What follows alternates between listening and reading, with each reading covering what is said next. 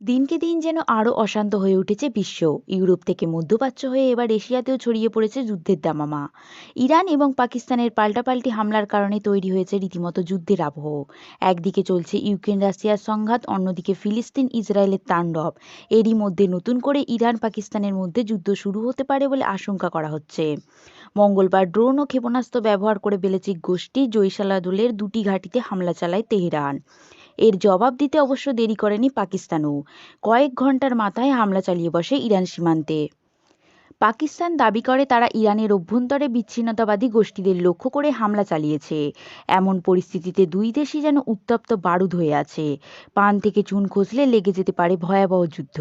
পাকিস্তান যে হামলা চালিয়েছে তা নিয়ে কথা না বললেও ইরানের হামলার তীব্র সমালোচনা করেছে যুক্তরাষ্ট্র।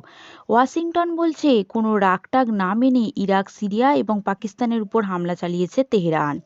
ব্রিটিশ গণমাধ্যম বিবিসি বলছে, ইরাক ও সিরিয়ায় বিভিন্ন স্থাপনায় ইরানের ইসলামিক গার্ড বা আইআরজিসি ক্ষেপণাস্ত্র হামলা চালানো একদিন পর পাকিস্তান হামলা চালিয়ে বসে। এর জবাবে পাকিস্তান বলছে, সন্ত্রাসবাদ বিরোধী একতরফা পদক্ষেপ আঞ্চলিক শান্তির জন্য হুমকি। ইসলামাবাদকে কোনো ধরনের তথ্য না দিয়ে এমন হামলা অপরাধের শামিল বলে মনে করে পাক সরকার।